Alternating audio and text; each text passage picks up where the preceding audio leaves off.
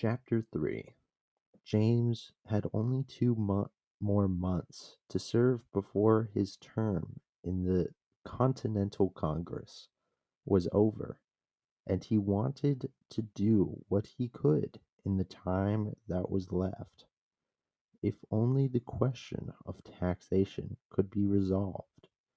As always, Americans balked at being taxed, and the states balked at being required or requested to pay the central government a defined sum, even though the government had run up huge debts in the war, even though the government couldn't pay the soldiers all that war owed them.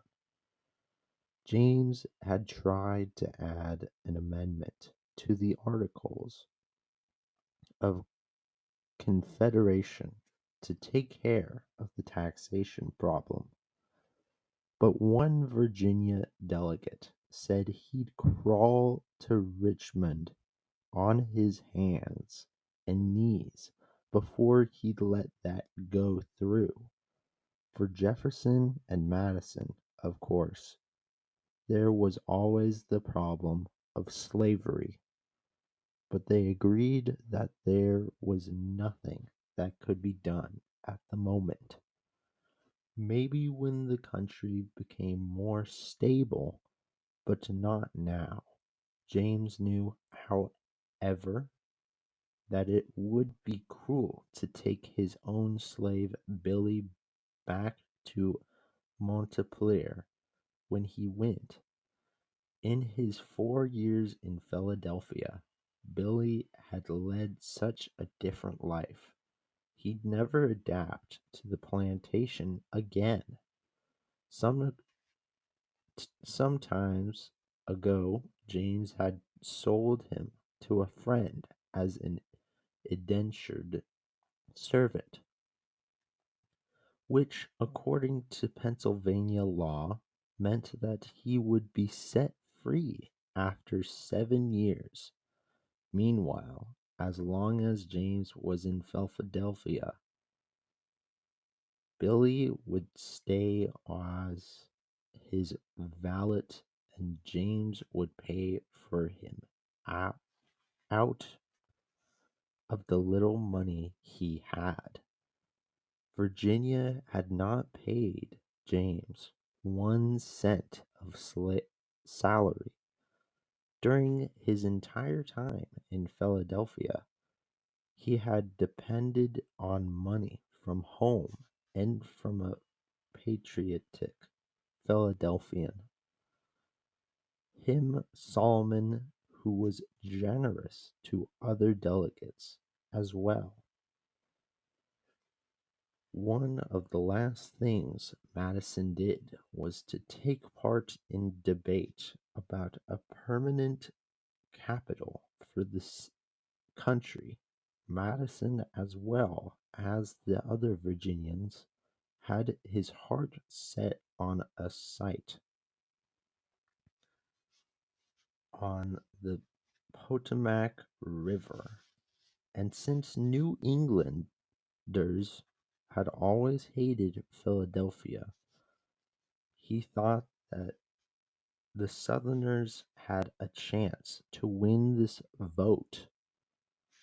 In the end, however, 6 states voted for Trenton, New Jersey. Since only one more vote was needed for Trenton, the Southerners quickly proposed a compromise. Why not let the capital take turns? 6 months at Trenton, 6 months at Annapolis. The delegates were sick of arguing, so they agreed. But Madison knew that this makeshift agreement couldn't last. Sometime the Potomac would have another chance. It had been almost 4 years since Madison had been back to Montpelier, and of course he found changes his youngest sister Fanny, who was just 8 when he'd left, was 12 now, almost a young lady. All three brothers were married, and his sister Nellie was about to be married. But what about James himself? The family must have joked about his staying single for so long. Couldn't he find any girls in Philadelphia? Or did he want one from the South? After all, James at 32 was already showing signs of becoming bald. But his family could also see that James had acquired a new kind of self-assurance, and he looked healthier. His voice hadn't grown any bigger, but at least he wasn't shy about using it. Still, he was a warrior. All winter he worried, he studied and worried. He might stop for a game of whist in the evening, but questions were always nagging at the back of his mind. How long would the country last under those confounded Articles of the Confederation? People were going bankrupt all over the country. They were arguing about trade regulations between the states. If one state opened its ports free to foreign trade, what ships would go to the states which imposed taxes? Might not arguments between the states lead to fighting? And might not this create such a mix-up that foreign states would step in and try to take over?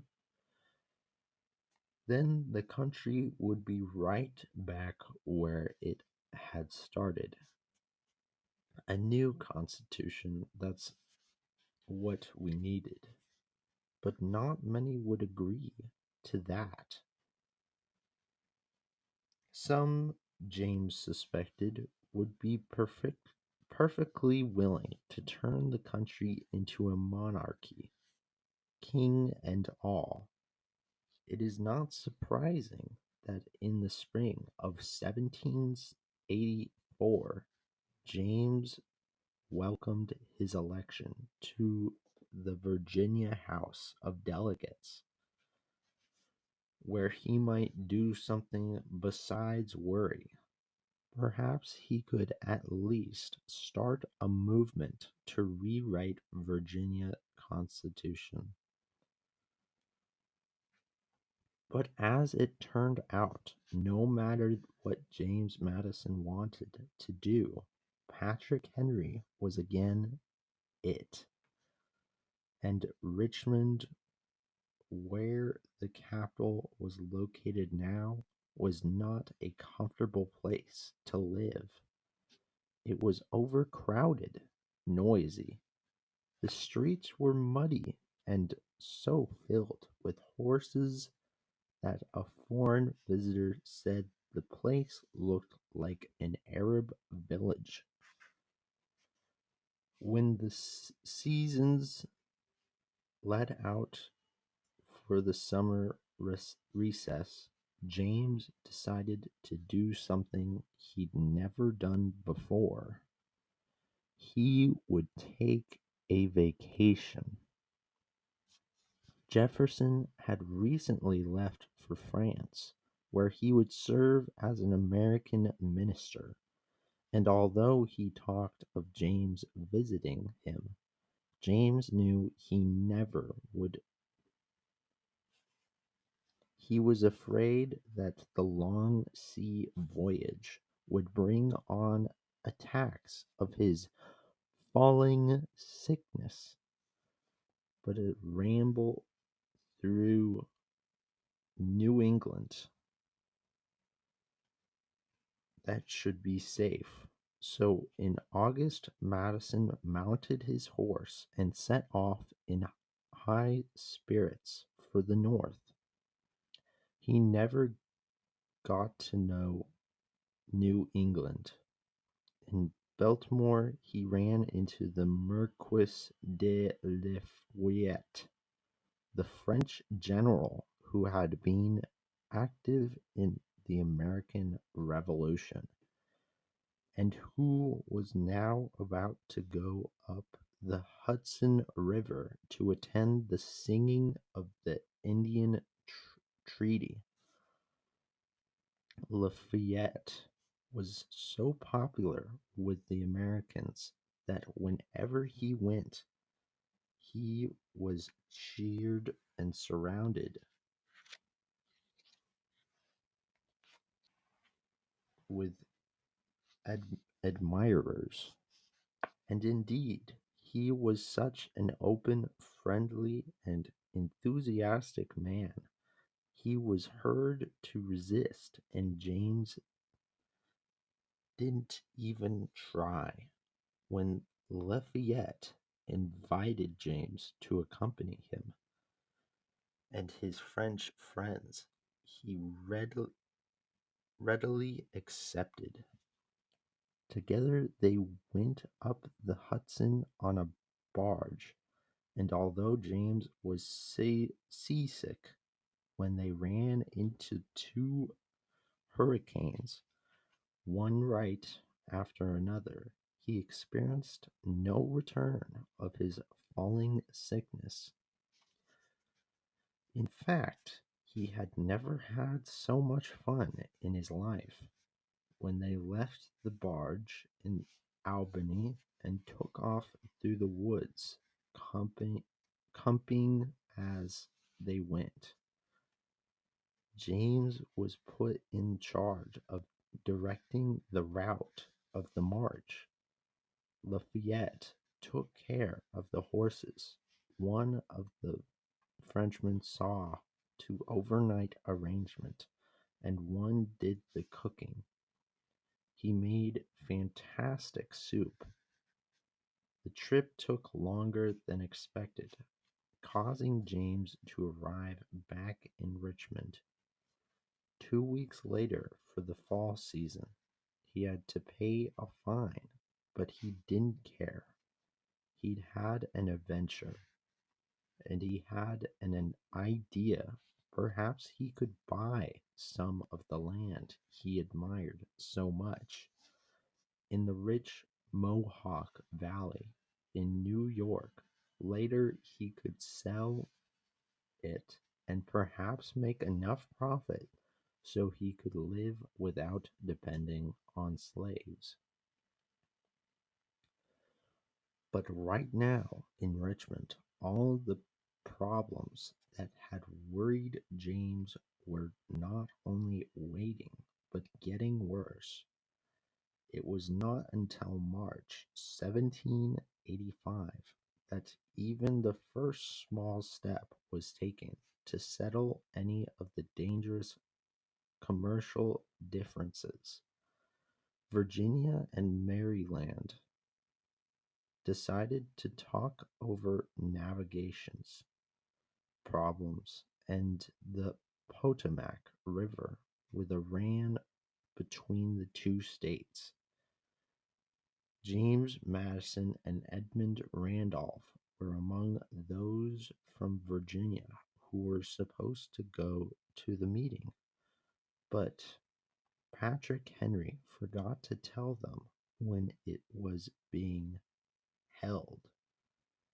And most important, they suggested that the two states meet every year. When Madison heard this, he saw his chance. Why not have delegates from all states meet? He asked. Perhaps they could make a uniform system for commerce for the whole country, so inventions were sent to all the states to come to Annapolis on the first Monday of September, 1786. As soon as the delegates came together, Madison figured they would surely see that the Article of Confederation would have to be changed, and might this not lead to the writing of a new constitution? As Madison left for Annapolis, however, he held or little hope for such a happy solution. Three states, Connecticut, New Jersey, and Delaware, had recently declared their ports free, with in effect destroyed trade in the states that required duties in their ports. Since money from these duties helped support Congress, the government of the country was left practically penniless. Madison wrote to Jefferson in France telling him that he didn't expect much from an Annapolis meeting except some kind of commercial reform. "To speak the truth," he said, "I almost despair even of this." He had every reason to despair. Day after day went by and delegates who were expected simply didn't show up. Massachusetts sent no one. Pennsylvania sent only one delegate, and New York sent two. Alexander Hamilton and one other. Only Delaware, New Jersey, and Virginia were fully represented. 12 men in all, not enough to decide a thing. Fortunately, those who did come to Annapolis were for the most part men who thought of the nation in broad terms, as Madison did, not state-minded men like Patrick Henry. They agreed to ask Congress to call a large convention of all the states that would go beyond commercial questions. It would actually reconsider the Articles of Confederation and decide what could be done to make government work. Congress set the date for this new convention on May 14th, 1787. Philadelphia was the first place, but would enough men actually come? Luckily, in the early part of 1787, something happened that scared Americans all over the country. At the time, no one thought it was lucky, but the fact was that people were scared into taking that convention in Philadelphia seriously. Some farmers in western Massachusetts were the ones who did the scaring. They were all men, many veterans like their leader, Daniel Shays, were having their farms taken away from them by the courts, and in many cases they were being jailed because they couldn't pay their debts. Why? They asked. Had they fought King George when their own government turned against them? When they were in trouble? They tried lawful means to solve their problems. Conversations, petitions, But when these didn't work, they said, "Let the law go to blazes." They forcibly closed down the courts. Then, as a small army, they marched toward the federal arsenal in Springfield, Massachusetts, threatening to take it over and supplying themselves with arms. Congress was in uproar. This was an insurrection. It was treason, but Congress was helpless. Although the Congress had a Secretary of War, it had no army and no money to support one. In the end, Massachusetts called out its militia, gathered volunteers, and put down the rebels before they reached Springfield. At the time of Shays' rebellion, many people did not understand what lay behind the farmers' violence. All they could see was the law and order were breaking down and the country was headed for chaos. The convention at Philadelphia had better find a way to fix things. Make the central government stronger, some said, but not too strong, others added, not strong enough to hurt the sovereignty of states. But there was also those who were suspicious of things the convention might do. Patrick Henry, for instance, looked down his long nose at the whole idea. He smelt a rat, he said, and he'd have nothing to do with the goings on in Philadelphia. Except for Rhode Island, all the states did send delegates to the conversation, but they tricked into Philadelphia all through the month of May. The New Hampshire men didn't arrive until July, and one more form from Delaware didn't make it until August. James Madison was the first to arrive 11 days early, and by May 25th, when at least there were enough men to start business officially, he was ready with a plan. He didn't want the conversation of the convention wasting time, fussing with the old Articles of Confederation, trying to patch them up here and there. No, let the Virginia delegates start right off with a plan for entries.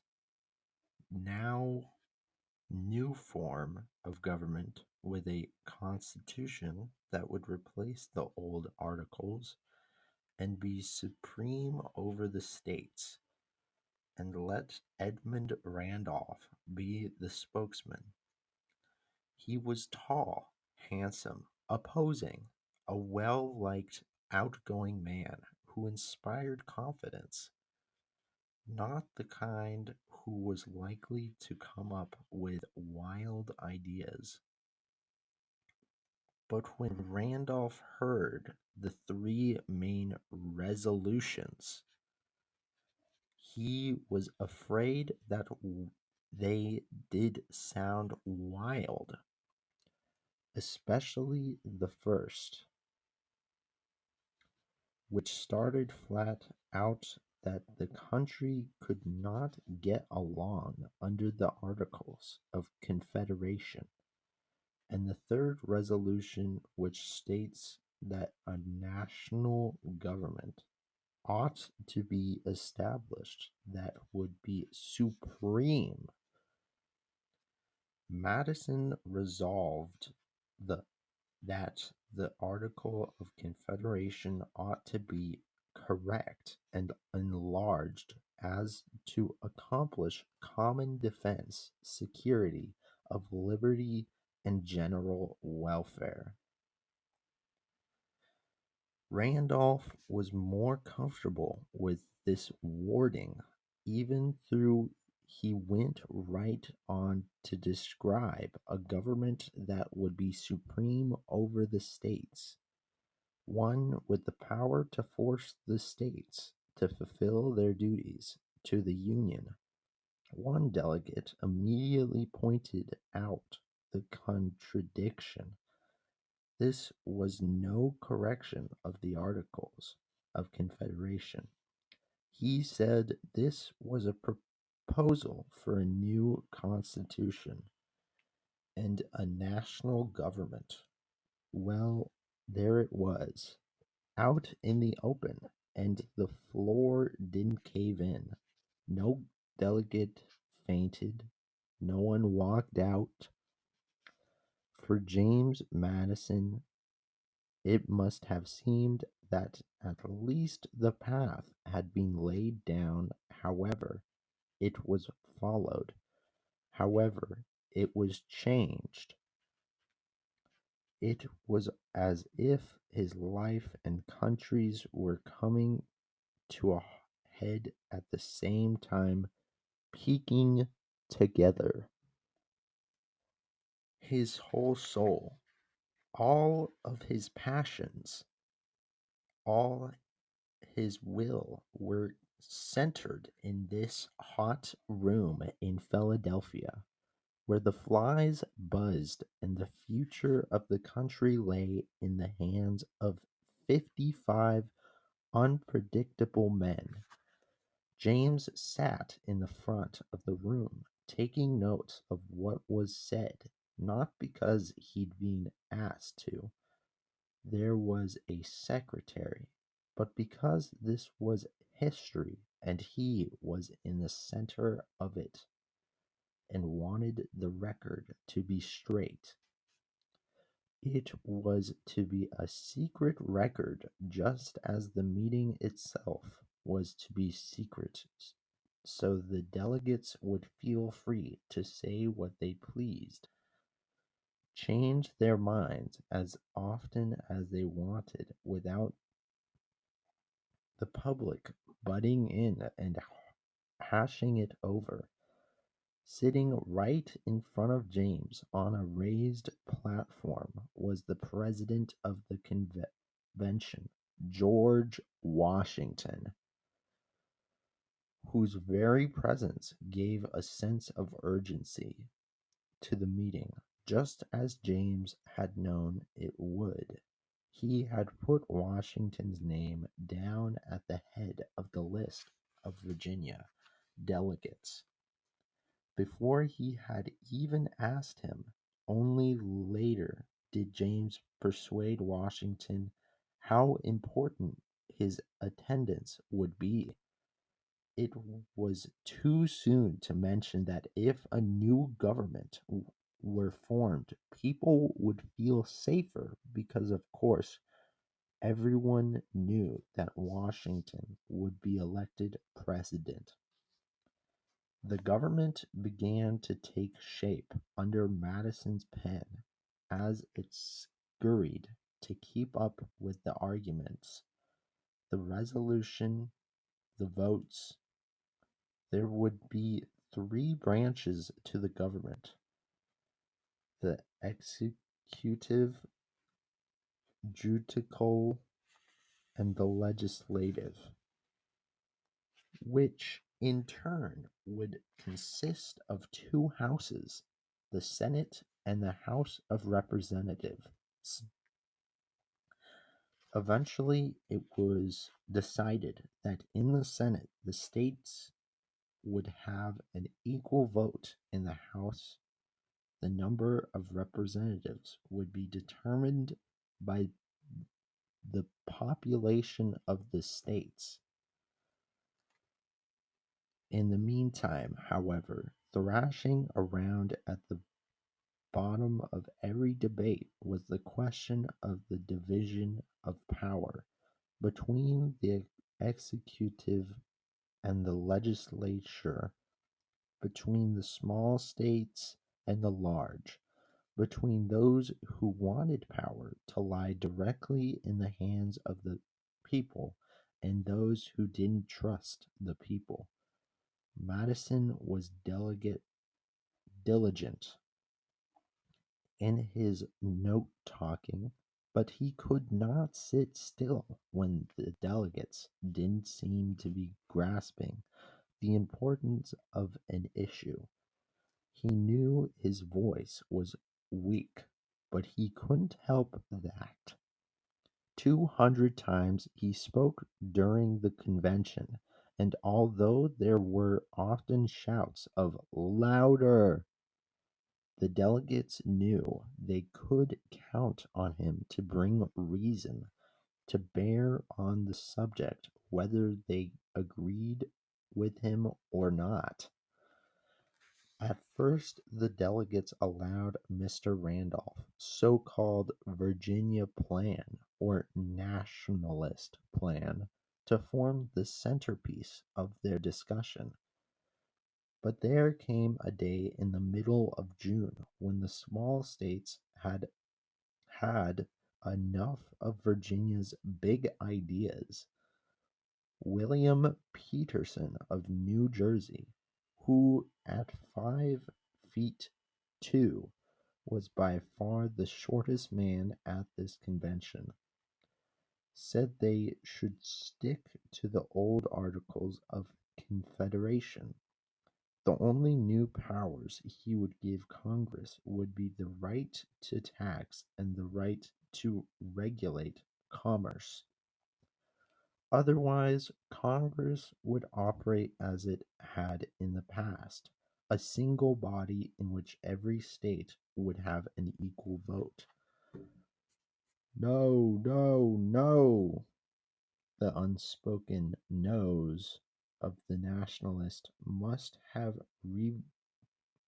reverberated in the room before Madison could gather them together to strike back at Mr. Peterson. Nothing, however, silenced the convention as much as Alexander Hamilton, who up to this time had said very little.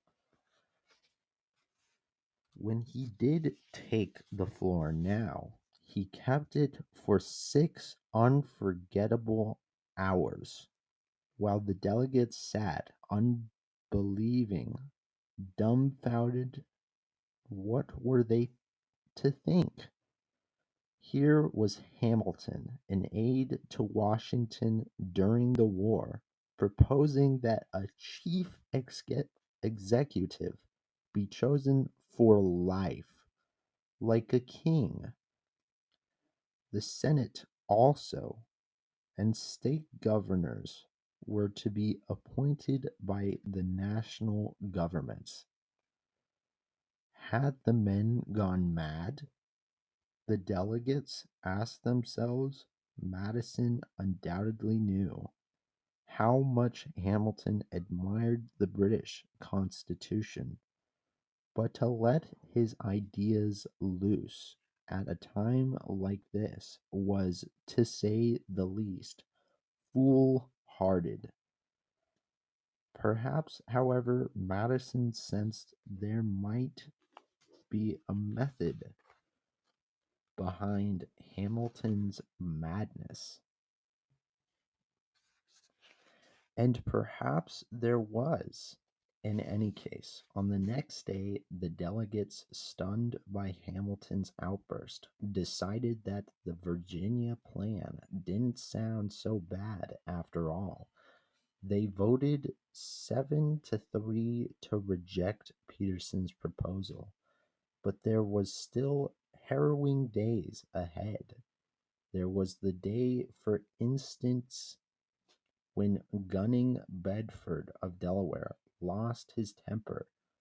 "I do not, gentlemen," he shouted, "trust you." Then there was the day that Luther Martin of Maryland couldn't stop talking on and on he went about his idea that only reason to have central government was to preserve the state governments. On and on until everyone wondered if the man would ever shut up.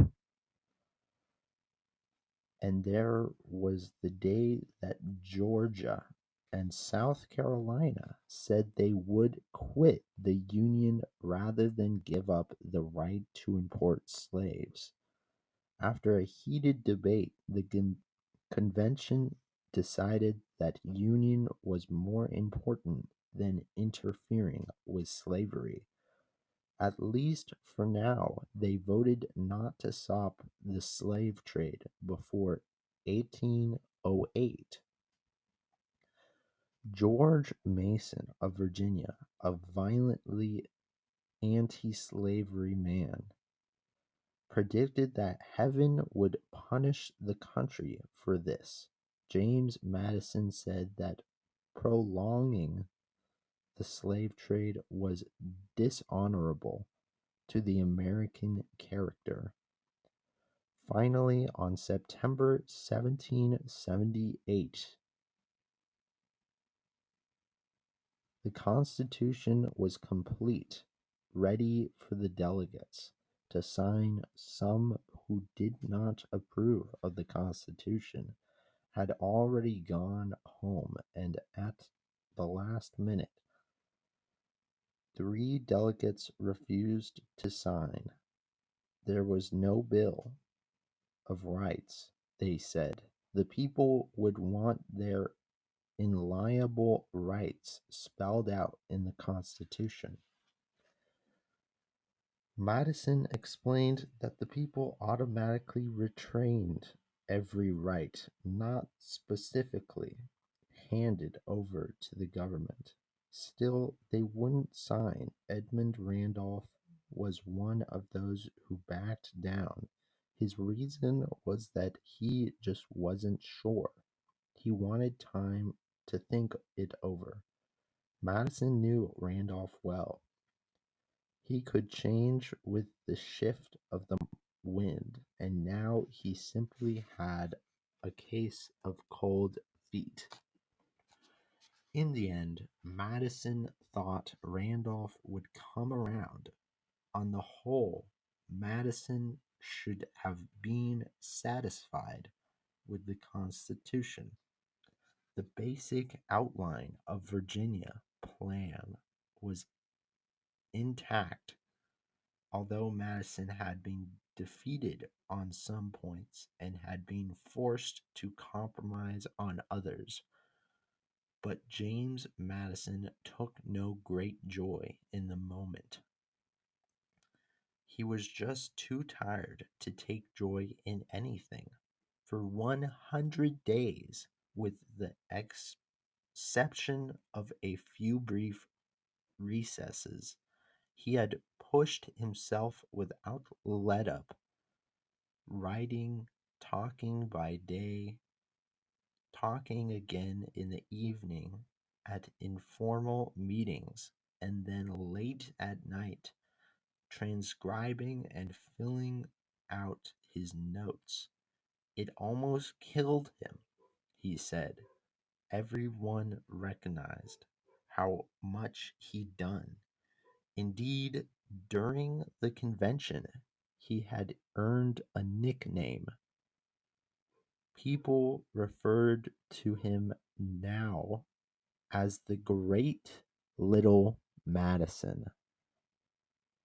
But he would not have been impressed. No leader in America,